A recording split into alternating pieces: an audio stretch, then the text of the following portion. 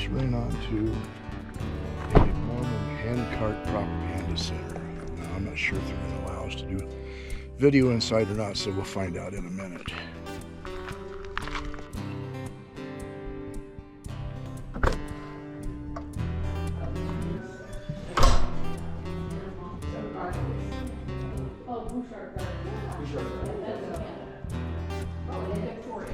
Victoria, that's flag. I was confused. Yeah, yeah. Gotcha. Yeah. Yeah. Well, we have this place, and this is a lot.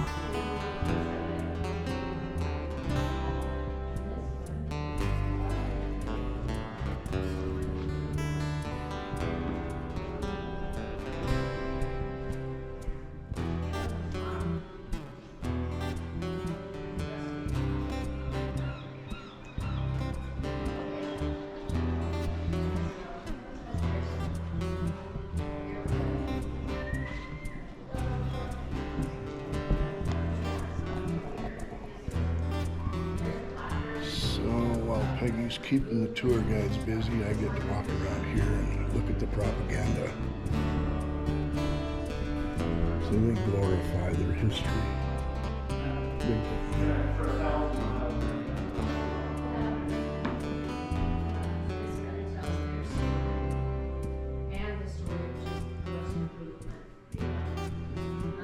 So right here is where a lot of people perished. Stuck out here in the wintertime in a snowstorm.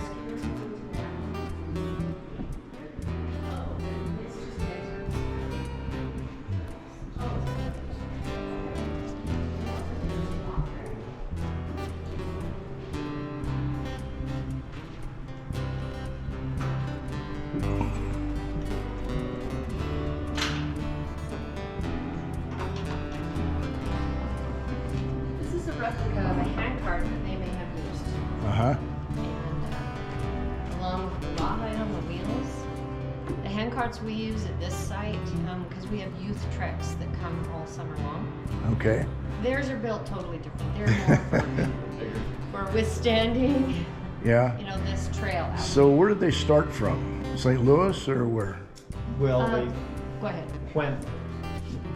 When you say where did they start from, are you talking about where did they start from with handcarts? Yeah. Iowa City. Iowa City, okay. Yeah. And then they came through Florence, Nebraska, and then up through Laramie area and across. Okay. And then back down into the Salt Lake Valley, or at South Pass area. So. Yeah. And these, the carts that we use are quite a bit bigger here. I mean, they're 4x4. This is 3x4, and the reason being is the wagons.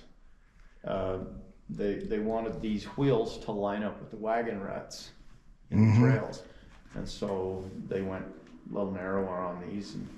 But that's the size of the wagons width. Wow, and they had no bearings on these axles There was either. no metal in these at all. Oh, wow. This is an exact replica. It's the design that Brigham Young came up with, but it's all buckskin and wood dowels, and that seems like a suicide mission to me.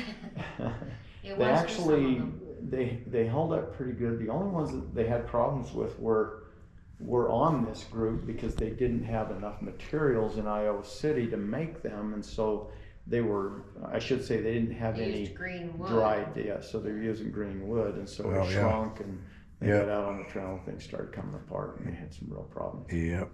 But they actually do hold together pretty good. So now, is it something I want to jump in and do? No. Well, I can just imagine whoever's pushing or pulling this thing is going to wear out a lot of shoes too. Huh? They did.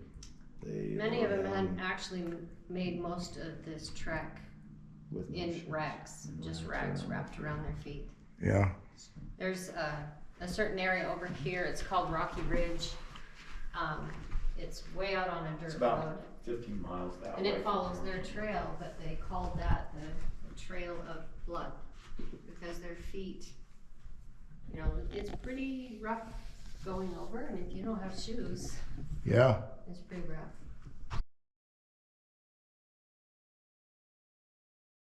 Okay, what you see behind me is a valley out in the middle of Wyoming, and this was part of the Oregon Trail. And thousands of Mormons came through here. And here in a few minutes, we're going to be down at a place called Martin's Cove, where a bunch of Mormons started out too late in the summer, and they got stuck out here in the middle of November, and hundreds of them perished in a snowstorm. And a place called Martin's Cove. The reason it's called Martin's Cove is because if you're somebody that's traveled on boats, you know that a cove is a place where you can anchor your boat and get in and out of the weather. Well, apparently somebody in this little clan must have been familiar with navigation and boating, because they call this a cove. And basically what it is a boxed canyon to where they could get in and out of the weather. But it didn't really save very many of them, because the wind blew like crazy. Their tents blew down, and then the snow came in and smashed a lot of their tents, just crushed them. And hundreds of people died. And Brigham Young, he sent a team of people out here to try to rescue them, but I think he was a little bit late. I mean, it's over 300 miles from here to Salt Lake, so you can just imagine. Now, Wyoming, out here in the middle of the winter, the weather can change really rapidly. If you've ever been through here in the winter, it could be nice and sunny one day, little snow on the ground, light breeze, and the next day it can be blowing 40 miles an hour and the snow is drifting. And that's kind of the nature of Wyoming. We got, I don't know, the elevation's probably somewhere around 5,000 or 6,000 feet here, so it can be brutal to get stuck out here in the wintertime. I mean, even today, as you're driving across here, you'll see snow fences along the road. And these snow fences, what they are for is to stop the drifts from drifting over the highway and stopping the traffic. But even with all the snow fences they built, which there's hundreds of miles of snow fences, it's just incredible. But even with all the snow fences, oftentimes on outside of a lot of the towns in Wyoming, you'll see fences or gates that come down. If there's going to be a storm, they literally close the highway so nobody can go out and be brave and get stuck out there in a snowstorm and perish. And still some people, they ignore all the warnings and they do stupid things. And that's kind of what happened with this group of pilgrims that were heading out to Salt Lake. They apparently didn't heed the warnings. I mean, they left sometime in July, I believe it was, and there's just simply not enough time to get across the plains and get through this rough territory that late in the year. And so they learned the hard way. The thing of it is, though, what the Mormons do, they try to glorify their history. They'll take every little thing that happened, whether it was good or bad, and they'll spin it to make it look as though, this was a glorious event in Mormon history, when in fact, these people, they perished for a lie. I mean, that's incredible to me, that people didn't know any better, and they were duped by the Mormon leaders in Joseph Smith and Brigham Young. Of course, by the time they got out here, Joseph Smith was dead and gone, because they killed him back in Nauvoo, Illinois, actually at Carthage Jail down the street from Nauvoo, Illinois, about 5 or 6 miles from Nauvoo. But then Brigham Young, a year or two later, rallied the troops to head them out to Salt Lake. And it's a sad story for a lot of naive people. And a lot of them were relatively new converts. They were from England, Scotland, and different places in the British Isles, and a lot of them from New York, and some of them were city folks, didn't know any better. And you start comparing the conditions of the British Isles with how wild and rugged it is out here in the middle of Wyoming, and these people had no idea what they were getting into. Very sad. All along there's a watchtower calling words of relief, flashing light from the lighthouse. Put down your fears and believe.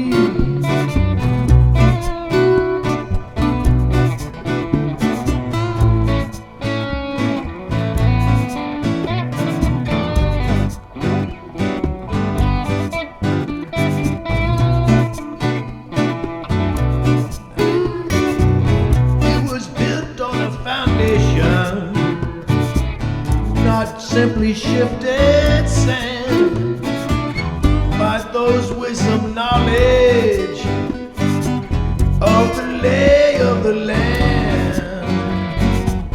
Back in port you are safe now, hook set in all is calm, through the fog and confusion, pour a glass of blue wine.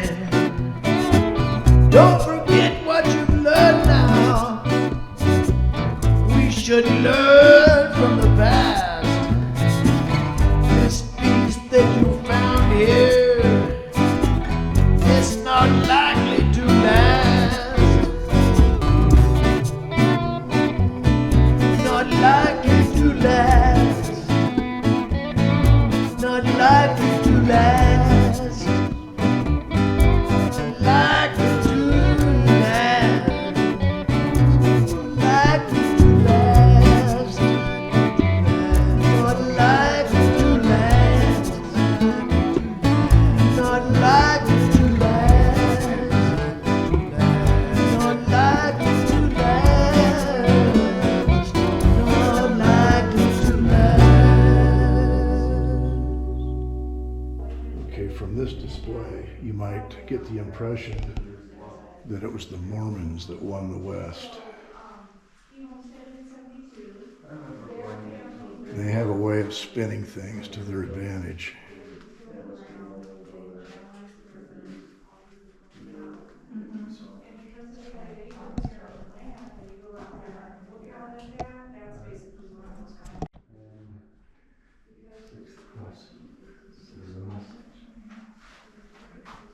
Wow.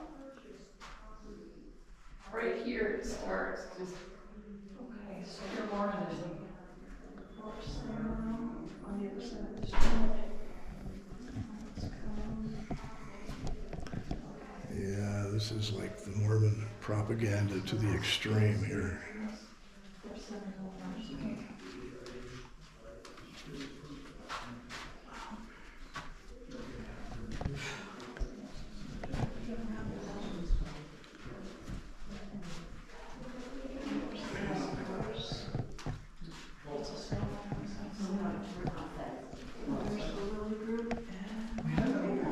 Here's the Willie group over here, huh?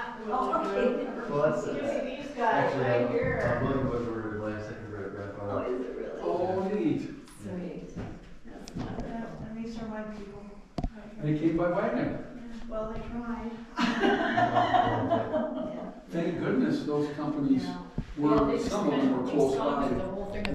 So behind me is a trail that leads to Martin's Cove, where these desperate Mormons took their hand carts and tents and whatever luggage they had, probably some cattle and stock as well, and they hid out from the storm.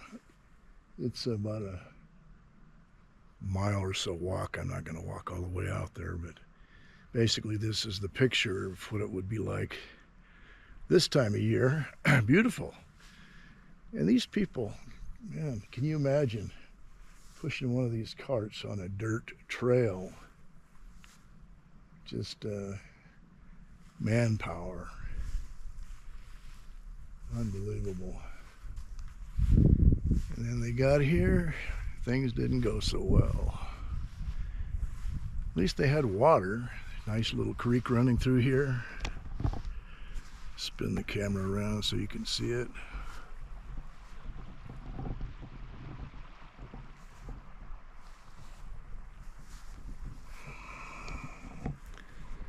So yeah, first week of September as it is now, pretty nice. Middle of November, not so much. So we're off of Highway 287. We're heading east, heading over to Casper. And this is what you see. They're really, really pretty. So once a year, the Mormons come out here and they put on this historical reenactment, and they push these carts around, and especially for young teenagers, it's quite an event. Kind of fun, but quite a ways from reality. By the time a lot of the people got to here, these handcarts were falling apart. They didn't have bearings on the axles, just wood on wood. They greased them up real good. And a lot of them were made out of green wood, so as the wood began to dry and twist, the wagons began to fall apart. So you take a close look at these wagons. They got metal rims, they got grease fittings on the axles. Yeah, quite a different story than what these pioneers had to deal with. The majority of Wyoming looks like what's behind me here. So that little spot that we stopped at, Martin's Cove, is kind of a pretty spot. But you know, can you imagine?